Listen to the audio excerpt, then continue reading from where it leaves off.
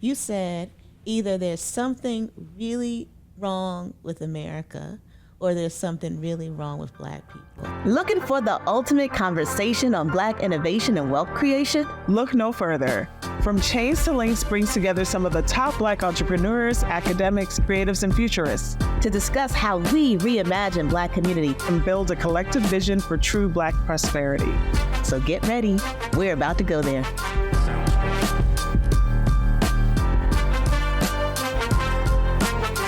Welcome back to Chains to Links. I am Kelly Burton, your host, and I am here with future New York Times bestseller, Ife Ike. Is that me? Yes. Zoom. Yes, it's Oh, you. wow. You just called that into existence, and I wasn't expecting that. That's all right. Hi, Kelly. How are you? I'm good. And what exactly am I referring to? I have a book that's coming soon called The Equity Mindset. Yes. And it's based on a training that is called the same name that was developed during the height of the pandemic to really just help individuals cross industries, to create a different practice around problem solving.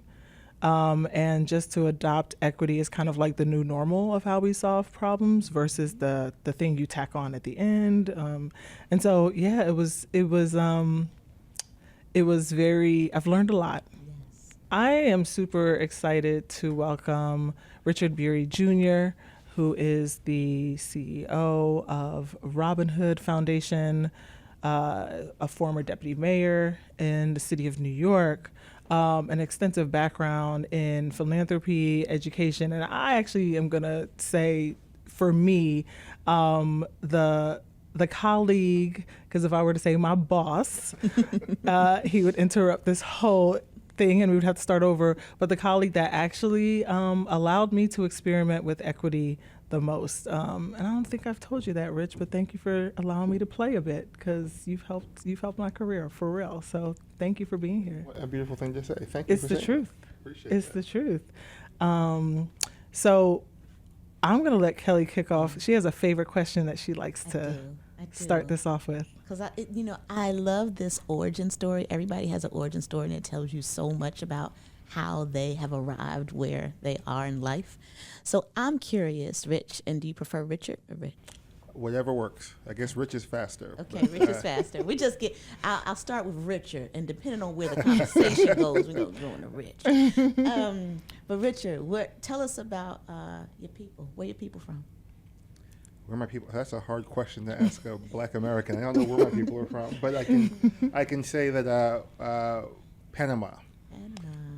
My family, my parents, my mom and dad are both from Panama, and families got to Panama via Barbados, Jamaica, and other places. My parents immigrated to New York in the 60s. I'm born and raised in Brooklyn, New York. So I claim Brooklyn, I claim Panama. That's where I'm from. There's a Panamanian thread throughout this series. Yeah? And what's interesting, I came across this little interesting nugget, but there are more enslaved people that were brought to Barbados than the U.S., than the colonies, which you wouldn't imagine.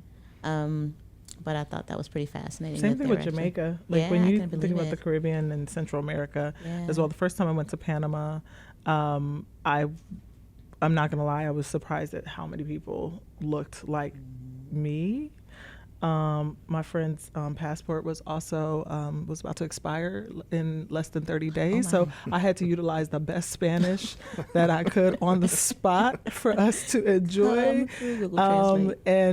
But there was something both, like there was definitely it definitely helped that I could speak the language a bit, but more than that, there was a cultural familiarity that was like, I don't know if I always thought that Panamanians see themselves as Black. Maybe they do, but I felt like I was with Black folk when I was there. Like they were very... Shout out to Grizel, who is our team member at BIA, who lives in Panama. Sure. So Richard, next question. When did you know you were Black in America? When did you realize, or was there always a knowing? So, I mean, probably there was always a knowing. You know, I grew up in a very black community in the sense that, first of all, just physically, I grew up in East New York, Brooklyn. You know, East New York is a neighborhood on the Queens border, black Latino community. And, you know, my family's community was very much entrenched in the Afro-Caribbean culture. You know, I grew up going to a church called St. Gabriel's on Hawthorne Street in Brooklyn, which was all full of the Caribbean diaspora worshiping in Brooklyn. So, you know, I grew up with, you know, I grew up elementary school, middle school, all my classmates were black and Latino, except, you know, there were two white kids in my middle school, both of whom were named John, which I found fascinating. So I think on a certain level, that was my my experience with living in a black community, and so, but I don't know that I really understood, had a full meaning of what that meant. I think that probably really more developed in high school, because going to high school was my first time going to school with folks who were not black and Latino, who weren't from Central Brooklyn. I went to Stuyvesant, and so I would say that was really my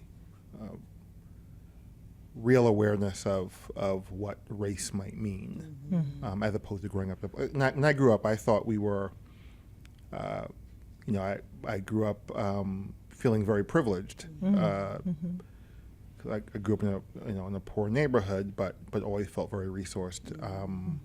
You know, we went on vacations. My mom was a public school teacher. I'm glad that when you went to Panama, it's lucky you were not with me, because I don't speak any Spanish, which is even more horrible when you consider that my mother is a Spanish teacher. That's bad. That's bad, Rich. That's bad. That's not on me. That's on her. Blame mama. Look, you know, I can teach myself. So I would say high school is probably when I started to develop a sense of awareness of race as something that was meaningful, because just wasn't really a part of my, you know, I had white teachers, but other than that, didn't really have wasn't really close to anything other than black, Latino, Caribbean. So St. Gabriel, I'm curious, what's that denomination or faith tradition? Episcopalian. Wow. Catholic without the Latin. That's interesting. Yeah, them Catholics didn't play. They was everywhere. No. Even if you weren't Catholic, they didn't play. We can talk about that later. So I want to go into, so much of your work is in the intersection of not only these institutions of like education and philanthropy, but also, and government, but also innovation has almost always either by design or by force been a part of the work that you have both supported and funded. When we talk about Black innovation, we all know there's no shortage of ideas. There's no shortage of ways that we solve creatively. But when it comes to our ventures, even the ones that seem to address our problems the deepest, there is this shortage of funding. And I wanted to kind of start a little bit with, not on a downer, but just the way you see the landscape of what it means to have, I love how you talked about like there was both meaningfulness and it sounds like an abundance that you experienced when you were younger, even in spaces that were designed to be poor. What is your state of the landscape of Black innovation and the funding of Black innovation at this moment? Well, you know, as you say, you know, my background really has been focused on social services and education, and I've also spent some time in government and philanthropy. I haven't really spent time in business. You know, it's what you would expect. I mean, all the sectors of our society all operate in the same context, and therefore the same challenges in accessing capital and accessing opportunity that you would find in the business community. You certainly find the same thing in the philanthropic community as well. You know, we at Robin Hood, you know, as we've thought about what it means to be an anti-racist organization, an organization that's focusing on racial equity, one of the data point that was inspirational to us is some research from a foundation called Echoing Green, which is an I don't know if you know Echoing Green. Folks who are listening, it's an organization that supports social entrepreneurship. They did some research, I think in 2020, just before the pandemic, that showed that 10% of philanthropic dollars were going to organizations led by people of color. And those dynamics are widespread in the field. Robinhood, our work is focused on New York City. Our mission is to fight poverty in New York City by connecting people to opportunity, making sure that people are on a pathway to social mobility. And in our own grant making, we looked at our grant making in 2020 in a city that is overwhelmingly Black and Latino and Asian. Only 30% of grantees were led by people of color, and they were only getting 20% of our money. And so Robinhood, like every other institution, is an American institution. Sure. And so we've been on our own journey to do better. But those dynamics that folks in every other sector experience, those exact same dynamics exist in the philanthropic space as well. Do you see progress being made? And this is something that we are trying to constantly wrestle with at Black Innovation Alliance. Our work is really focused on creating the sort of ecosystem that is necessary for Black innovators and entrepreneurs to thrive. So much of our work feels very early stage, and we've been thinking through, like, how do we get foundations to understand the power of entrepreneurship to really address all of the issues that large-scale philanthropy really cares about, whether it's juvenile justice or early childhood learning or lack of access to quality, all the things. Because, folks who have money have access to quality healthcare, they have access to quality jobs, access to quality water, clean water, transportation. It's the lack of access to wealth that blocks you off from all the other things. So I'm curious in terms of the learning journey of philanthropy around entrepreneurship, around innovation, around just shifting its approach from a charity lens to really more of an uplift standpoint. Where do you think philanthropy currently stands? So I am wildly optimistic, but that may be a character flaw. But I am wildly optimistic, and I think you have to be wildly optimistic. I think that optimism is what gives us the energy and the strength to move forward. But I think we also look in the world. It would be difficult to look in the world and not to be optimistic, because it is, I'm sitting in a room with Black men and women having this conversation in a way that would not have been possible 50, 60, 70 years ago. So I think, it's impossible to look at the progress of our country and not to feel a certain optimism. It doesn't mean that we don't have deep and serious work to do.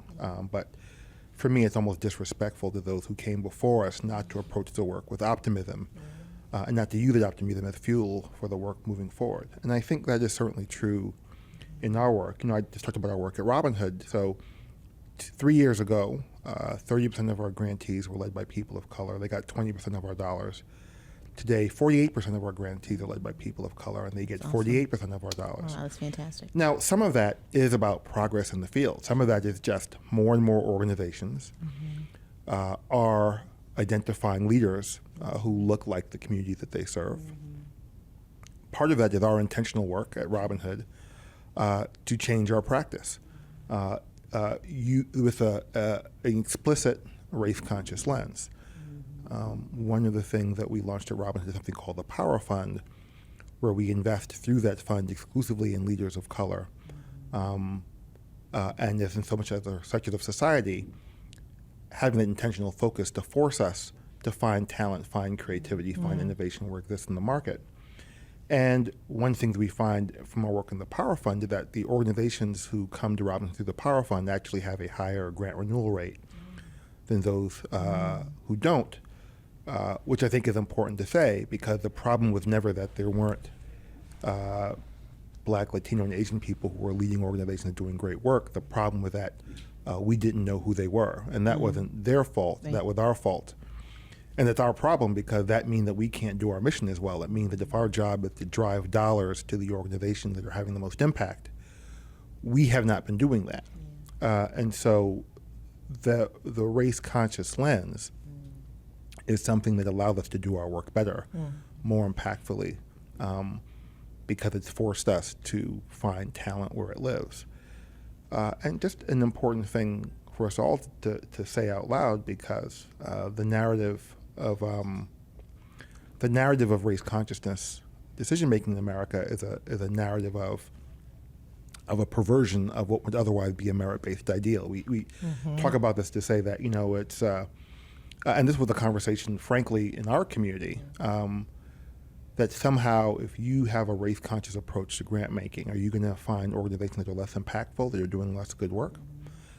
And the discipline here is driving out of that narrative. The problem is not a lack of talent or experience and innovation in the sector among Black people. The problem is that this sector, every sector, is not organized to find that talent. Sectors are designed to exclude that talent, to keep people down. And the race consciousness lens has been very important to us. And it's led us to do a better job. It's led us to more impact, more talent than the alternative. Yeah, when I think about that, there's a couple different ways that I think of, the development of a race conscious lens. In many ways, it's like there was a practice of participating in, liberation and equity at large. I like to think of like Harriet was legit a liberator. Like there was not this concept of let's make this environment work for me. It was like, let me get out of this environment. But when we think about the actual innovation of race conscious lens, and what that means as far as data points that resulted in a framework to help people make better decisions, I feel like that's a conversation that in the backdrop of America gets missed, because you're absolutely right. There is this inherent feeling that merit, which also has not necessarily gotten the full breadth of like really talking about what do we mean by that, that there is this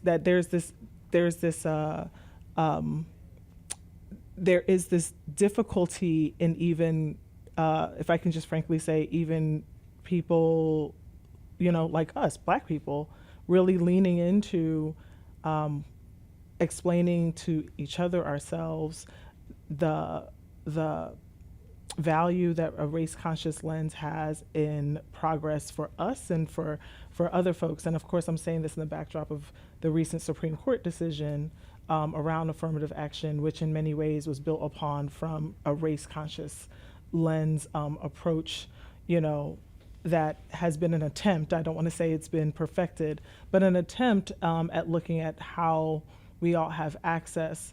And so without getting too, you are an attorney, you are legally trained, don't say fake attorney. I went to law school. You went to law school, but I do think about the progress that you all have, the model that you all have created or participated in at Robin Hood. I would love to think that was even the practice that was being employed writ large in philanthropy. But I think, unfortunately, the dollars show that may not be the case, even for those that say they're doing social impact work. But I also know that a lot of the conversation with philanthropy is nervous about what they can fund, what they cannot fund, the impact of this case in their work. I don't know if this has come up for you in your space, but even if it hasn't, just want to know what your thoughts are on that. Yeah, no, of course. One of the, even to step back for a moment, I think institutions like Robin Hood, and this is not to be self-critical about our organization, it's true for every organization in this space, are by definition conservative with a lowercase c, in that there's often a sense that institutions like ours need to stay in a particular lane. If you're a grant-making institution, what you do is you make grants to organizations that are delivering services. What you don't do is you don't engage in policy and political work. Our mission is, again, as I said, is to fight poverty in New York City. In a typical year, we distribute about $140 million in funding. That's substantial funding. It makes us the largest poverty-fighting philanthropy in New York. But that money is dwarfed by New York City's $100 billion budget, by New York State's $200+ billion budget. If we're serious about creating a world, creating a city where every New Yorker has access to opportunity, every New Yorker has access to a quality place to live, a safe place to live, food, education, jobs, that's going to take more than $140 million from a foundation. That's going to take concerted policy at the city, state, and federal level, just taking a country that is built to destroy opportunity and actually realize opportunity, to build a country that goes from powerful ideals to powerful practice. But institutions like ours, and part of it is the way the laws are written, I think constantly underestimate what we're allowed to do and what we can do. Part of the journey of Robin Hood over the last 5 or 6 years has been to more directly engage with policy work, not political work with a capital P. Legally, we can't engage in electioneering, we can't support candidates. But we can absolutely advocate for policies like increasing the minimum wage, expanding the child tax credit, improving health care, reducing barriers to developing deeply affordable housing. We can do that. It's appropriate for us to do that. And in fact, we can achieve our mission unless we do. So there are tons of ways in which I think institutions like ours can be conservative. And I mean conservative in the sense of not being willing to even, I won't even say push the envelope, to come close to the envelope than what stereotypically a grant-making organization would do. And so all that as prelude to, I think, your question, one of the most damaging aspects of a decision like Students for Fair Admissions versus Harvard is that it will lead institutions to behave in ways that they're not required to behave, even by a deeply and fundamentally flawed decision. Even on the surface of that rule, that an institution like ours will say, well, we can't identify organizations led by people of color, though there's nothing in that decision that tells Robin Hood that we can't do that. So we have to be, it requires fortitude, because even more important now that we do what we know makes sense. And just not saying anything anybody here doesn't know, the fundamental sadness of that decision is that it's built on a faulty premise. Right. That the 14th Amendment to the Constitution embeds the principle of colorblindness. The Reconstruction Amendments adopted after the Civil War were not adopted to promote colorblindness. They were adopted to promote racial liberation. They were designed to empower the former slaves to be full citizens. And that same Congress that passed the 14th Amendment passed what can only be described as the first race-conscious affirmative action laws, designed specifically to connect the formerly freed slaves to opportunity. It is a powerful long game of conservative politics that first we decided that this Constitution was about being colorblind. Now we're going to stop being conscious of race. Right. And then to use this tool designed to promote black liberation, to hold black liberation back. So I think it is critical for institutions like ours to use what power we have, to do what voice we have, to do the right thing, to push ourselves, to push our communities, to push the rooms where we have influence, to continue to acknowledge that you can't look at the reality of America and not come to one of two conclusions. That either something's wrong with black people or something's wrong with America. Yes. And you just have to decide That's which of right. those lines. It's not that's so it's good. not porous. It's one or the other. And that has to drive our behavior. I think that's so good. And as you're talking, I appreciate you lifting up policy as a kind of a catalytic opportunity for foundations to invest, but also ideas. Like the way you just unpacked that for me, that's thought leadership.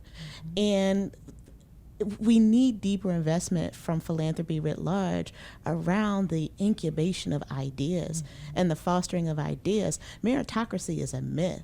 Meritocracy has never been real in this country. I used to have this little hobby of when I would go to like governmental buildings or old banks or things that have been around for a long time, there was always this picture of white men, like white men, and I used to call it my wall of white dudes, right? Because that meant for hundreds of years in this country, white men only had to compete with one another. And for a good chunk of it, white men only had to compete with other white men who own property. So this notion that the meritocracy, like that these white men had to compete with women, with people of color, that's never really been real. And I mean, even when you use the word compete, I'm like, did they compete? I mean, for a significant chunk of their practice is also the connectivity to each other. 100%. And I find it interesting when competition became a practice is largely when the expansion of Reconstruction era, when the expansion of, there's this statistic that I show to my students around some of the earliest behavioral, what we would probably call like the Nielsen ratings now, or what have you, in the country, how just a year after the Civil War, the people that once owned slaves would label them as loyal and obedient and hardworking, and a year after civil rights, they were called lazy and,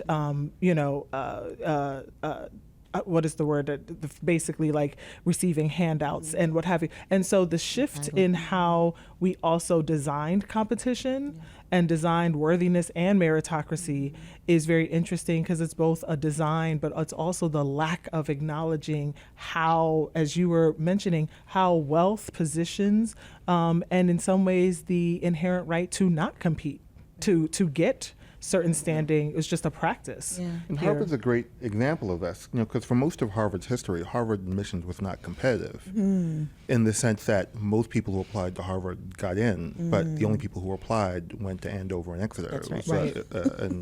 Right. That's right. And so, even the concept of the whole idea again of meritocratic admissions comes from a good place. In some way, it's an opportunity to break through what was a stranglehold on what was basically the next stop after your prep school. And so again, the notion of meritocracy in institutions, which have never been built on the idea, let's take all the talent and find the quote unquote best, and then using what are fundamentally an impossible task of finding. I don't know what the admission, I don't know how many seats are at Harvard. I think it's like maybe 1,600 freshman seats at Harvard. It's not like there are 1,600 people who can do the work at Harvard and then there's everybody else. Right. Inevitably, That's right. You are cultivating a community of learners that you want to cultivate. That's right. And whether it's SAT scores or grades, there is no way to sort of disentangle those things from privilege, opportunity, and experience. So we take something which is perfectly unmeritocratic, pretend that it's meritocratic, That's and then right. treat race consciousness as an abomination, as a pollution of that meritocracy. That's right. Whereas the best way to get into Harvard is to have some parents who went to Harvard and make sure they had a lot of money. And I say this as an alum, so I want to keep up some of that privilege for myself if I could. And it's part of what makes this decision so painful. But I even in this, I would be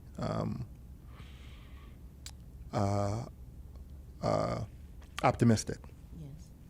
Yes. Because what we are witnessing, as we all understand, are the painful and powerful death throes of a dying idea. Yes. But And that's it's painful. But the death throes are wild. Yeah. It's like that fish on the boat that is that's right, It flailing. is flailing That's right, badly. that's You might right. get your eye It's just- taken out.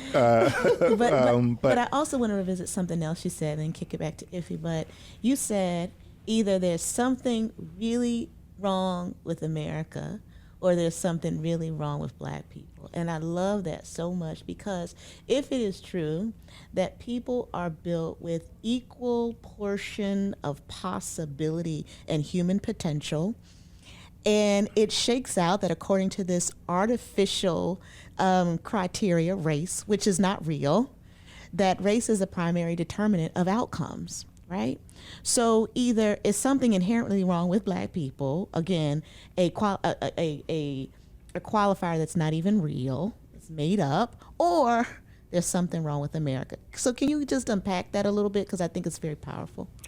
Well, it is just by any measure, literally by any measure of well-being, black people fall behind. That's right. There's no exception to that. Health outcomes, black maternity. One of the most dangerous things you can do with a black woman in America is to try to have a baby. Educational outcomes, jobs, wealth. We talk about the wealth gap. Pick it. No. Pick the topic. That's right. And we do worse. So, again, you have to. So all I'm saying is that those statistics suggest one of two options. Right. There is something aberrant in the abilities of black people. Yep. Slavery was, 1860. It's a long time ago, right? Something aberrant about black people, or we have a society which is organized in ways that lead to inequitable outcomes. And so I think what the conversation about merit and affirmative action really just sort of make clear is that there are plenty of people who just believe there's something wrong with black people. Right. So the reason why affirmative action programs feel like a violation, they feel aberrant, is because they take from what is expected to be the norm. Yes. You expect an unequal distribution of outcomes because you don't actually believe what you just started about by saying that, talent and opportunity is equally distributed. But people don't want to, obviously, Right. don't want to, it's a hard thing to admit about yourself. And so we create these stories, these Yes. ideas, these measures, these tools to make okay what is clearly not okay. It's clearly not okay. Yeah. I mean, one of the areas that you've already raised is the wealth gap.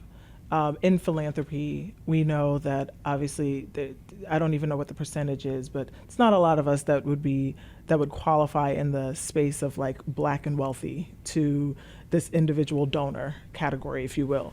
And therefore, as a community, we have models of collective economics, right? Whether we label it as Black Wall Street or we talk about the 1920s and Tulsa being one of the prominent examples, but there were also other economies in America. We often talk about the $1 trillion the 1 trillion, I said billion, trillion, right? $1 trillion. That reminds me, I got to buy my Mega Millions ticket. Your Mega Millions ticket, so you can get your billion before I trillion. leave here. You get a little slice of your billion Is it trillion. high right now? It's Where's it It's at? $1 billion. Oh my. What? It's $1 billion. With a Mega B. Millions. Okay. God. Okay. I think there's Y'all messing around. there's a bodega close by. But we talk about this, and we also talk about it. We talk about it, and when I hear it, I hear this warmthness as if like this is our money. And then I mean, my mind is always kind of like, but like, are we actually practicing collective economics? So I wanna hear about if this is a conversation, literally, as we're talking about investments. Is this a conversation that we need to maybe put to rest? Is this a conversation that is really about, there are these things that happened in the past that are not possible today? Want to get your sense as to the role of black money as we are talking about investment and especially in social impact spaces, but also if collective economics is still the framework that we need to be talking about this in, or if we need to invent something else. It's an interesting question. I don't know that I start the conversation from. I don't know that I start from a place of thinking through collective economics. It is clearly the case that the lack of wealth in our communities is a critical driver of the experiences we have as black people.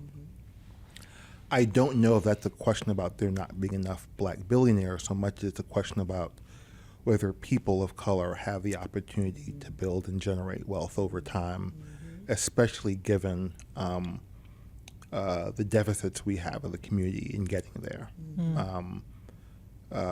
which, a history we all know and understand. Perfect example, of course, something like redlining. We know that one's home in America is the source of the majority of one's wealth. But we also know that through both private practices and public policy, black people have been stymied in their ability to build and develop wealth through their homes. So, I think the question of collective economics is interesting in the sense that to the extent that people are able to organize and collaborate together as a community, of course, that increases opportunities for collective action. The idea of a corporation is different people coming together, pooling their resources and doing things together. But I don't know that it's different than white capitalism or the other form of capitalism. I think for me, the fundamental question is, it's hard to even get there because there aren't enough people of color with enough wealth.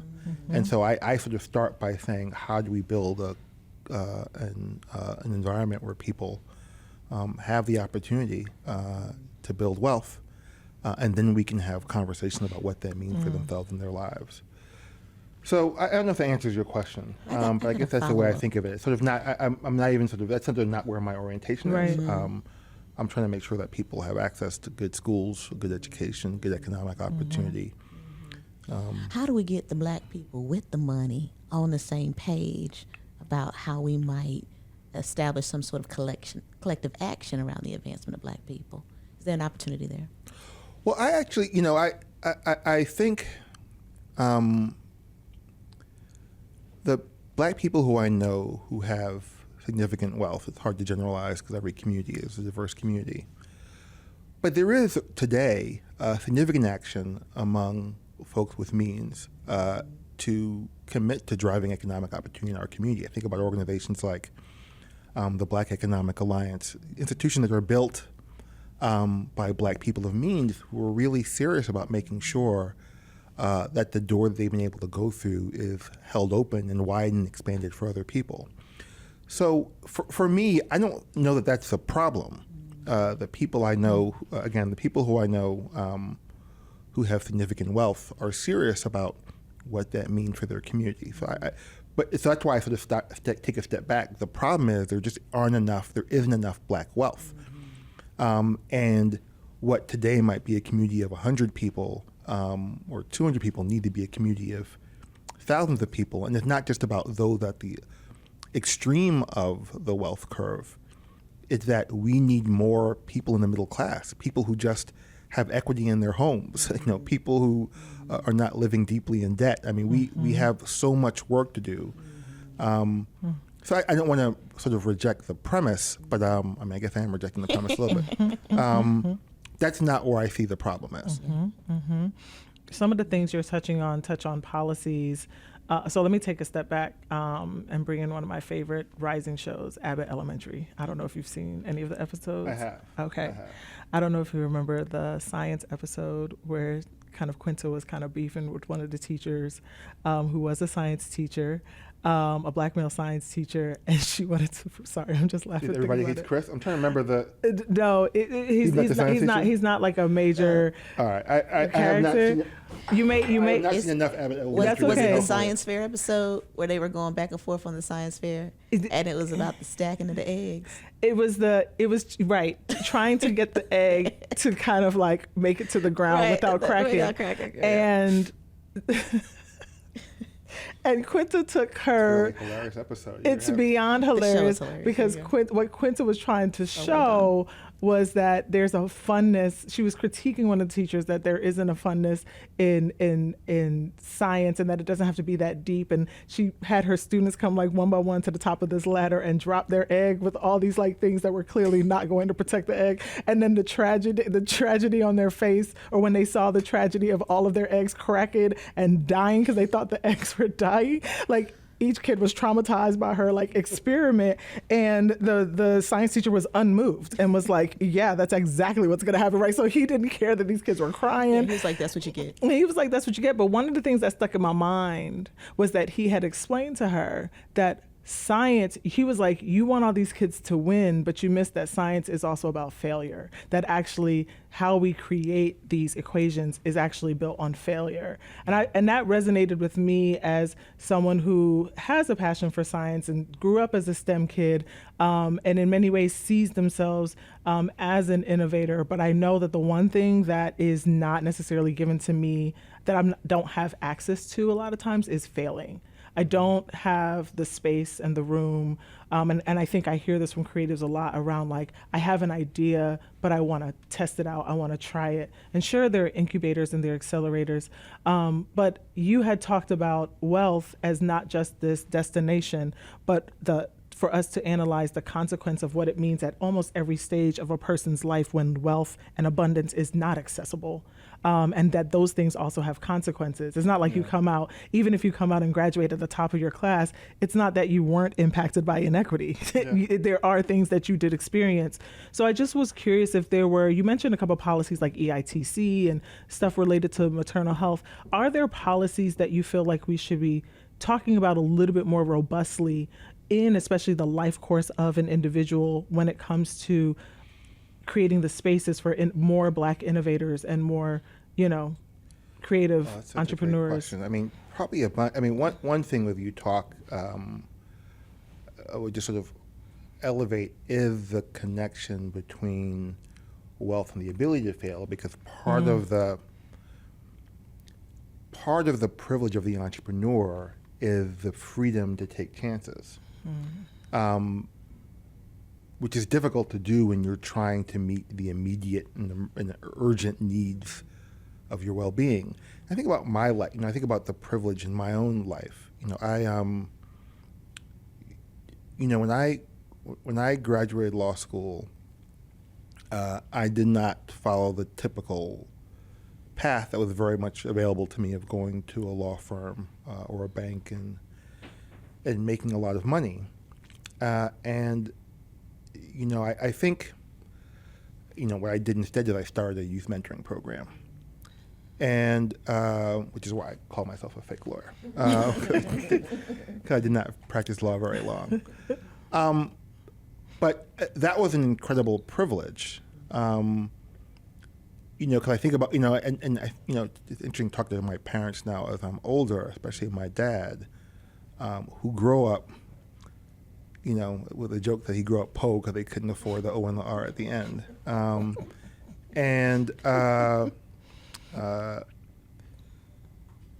For him, my parents are incredibly proud of me, but I think for him it was hard because for him, like, you got the best job, the highest paying job you can get, because I got a wife and I got kids and I got family, I have a family to support.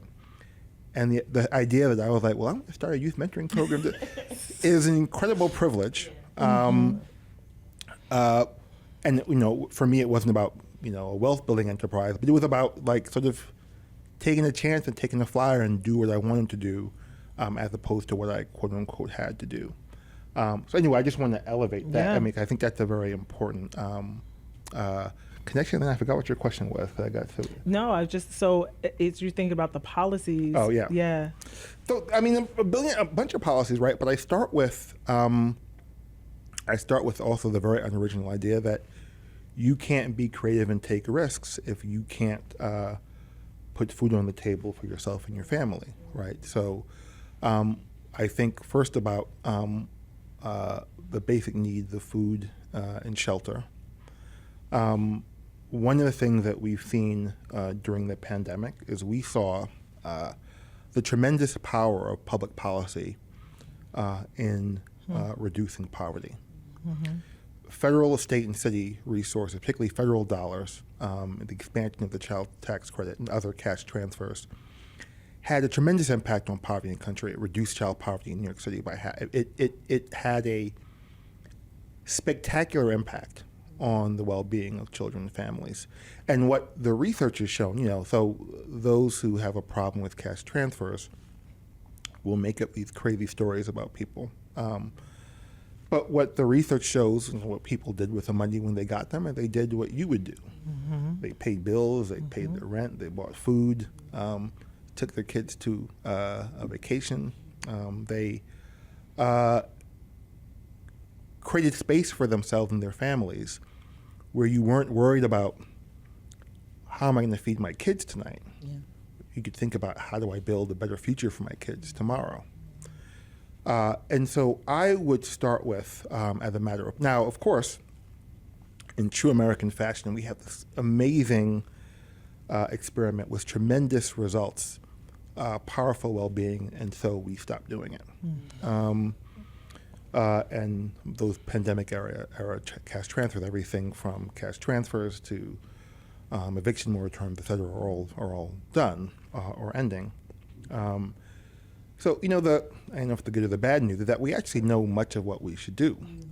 We could expand child tax credits. We can do incredible work to increase the supply of affordable housing, to provide support to families so that they can pay their rent. We can continue to invest in quality education. So all the things that we do, but I sort of start by, these are the things, they're not sort of like magic or special. It's like people need a place to live, need to be able to be safe, they need to be able to buy their kids food. And then you'd be surprised, imagine the unleashing of human potential if people weren't living on the streets and starving. Yeah, that's real. So as we wrap up this conversation, it's just so much here. Curious what you're on your soapbox about these days. Soapbox? I think I've been on my soapbox the last hour. Anything we didn't touch on that box. What's on my soapbox today? Well, I'll say one thing that maybe is contrarian. One of the most spectacular failures of American public policy is our failure to educate our children, especially our children of color, but not exclusively our children of color. And there are tons of dimensions to that. One of the things that I've been a passionate supporter of most of my career is things like charter schools that give that create additional educational opportunities for young people. And I don't think, charter schools are not something that, they're not a panacea that solve the broad problem of public education, but it's important to me because I think about my own life experiences. Again, I grew up in East New York, Brooklyn, fundamentally a failing public school system. My parents put me in Catholic school to the third grade. Then I went to a magnet public school. We had taken an exam to IS 383 in Bushwick, Brooklyn. Our motto was, "For whom much is given, to whom much is given, much is required." It started by a black educator named Laura Du Bois. Again, entirely black and Latino population of quote-unquote gifted and talented kids. And I passed the test to Stuyvesant. So I didn't go to charter schools. There weren't charter schools at the time, but I also didn't go to PS 213 and IS 166 and Thomas Jefferson High School, which were my zone schools. And I don't think I'd be here if I had gone to those three institutions. And so I guess the thing I put on my soapbox is that, we as a country are very generally comfortable with school choice, generally, in the sense that if you have means, you can exercise school choice by sending your kids to private school. You can exercise your school choice, as I did when my kids were young, by moving from one district to another. We exercise school choice all the time. We have a problem with school choice when it's poor black people who want to exercise some choices. And again, we live in a country where systems have so often let black people down. The whole point of Brown versus Board of Education, that the public systems were letting our school children down. But we continue to resist efforts, even at the margins, for parents who are just tired of being failed by their schools, who want something different for their kids. So that'd be my soapbox for today. Yeah, we need to get a drink on that. So much there. So much there. That's a whole podcast episode right there. There is. So before we wrap and and get to the final question. We've asked everyone, you weren't prepared for this, so this is kind of on the fly. Who is your favorite Black innovator? Dead or alive, real or fictional? Dead or alive, real or fictional? Oh, no, that's a great question. Who's my favorite Black innovator? I want to be boring and say T'Challa. Another Black Panther. Black Panther. I'm going to try to say something different. You said boring T'Challa? Wakanda and Panther. Well, I feel like it's a cliche. No. No. So this is corny. I'm going to get some family points. My wife. Oh, absolutely. But actually, I can justify this. This is not just to Absolutely. get family brownie points. So my wife is a real lawyer, unlike me. She's a professor at NYU Law School, where she directs clinical programs and is a professor of clinical law, teaches courses in civil rights law. And she is the president of the ACLU, the first Black person to lead the ACLU in its 100+ year history, the 11th president of ACLU. I think she's an innovator, in part because of her research. So I heard you got a book coming out. Excited to see that. She's writing a book right now. A lot of her research recently has been on, really relevant to this topic, has been on the role that transportation infrastructure play in the destruction of Black wealth historically. Because, and for me, it's just been interesting, just like reading her papers and sort of reading through the draft of her book. I just was never really understood this, the way in which we use infrastructures, highways, roads, schools, to, in some cases, to literally destroy communities. In some cases, to separate communities physically from opportunity, particularly as the law made it more difficult, where the law said that you couldn't keep Black people here. So, okay, but we can build a wall that keeps them there. I find it fascinating because it really displays the genius of racism, the way that racism adapts and uses physical plant and real uses physical plant to entrench oppression. So I think she's an innovator, at least for me, because she's helped me to understand the world in a different way. But I think that the work that she does is really important, particularly in this moment where our infrastructure is falling apart, and there's an opportunity with the infrastructure bill to really rethink the physical makeup of America. And there's an opportunity in that work. You can't erase the harms of the past, but to try to begin to redress the harms of the past by investing in infrastructure in equitable ways, whereas historically infrastructure has been used profoundly inequitably. So T'Challa and Deborah Archer. Shout out to... You're a smart man. You're a smart man. Like I said, I could justify it. Well trained. Good job, Rich. Good job. Thank you so much for your time. Where can people find you if you want to be found? And if you don't want to be found, where can they find something about the Robin Hood Foundation? Where can we find? Well, you can find the Robin Hood Foundation at www.robinhood.org. And speaking of, if you've got resources, we're a foundation that is not endowed. Every dollar we give, we raise. So I got to find the $140 million every year to reinvest it. So you can come learn more. You can support our work. That's the best way to find me. I love it. Thank you so much, Twitter, Rich. and now on Threads. Now on Trying to figure out how Threads work. But, we all are. You're there. At Richard Bury at all those places. Awesome.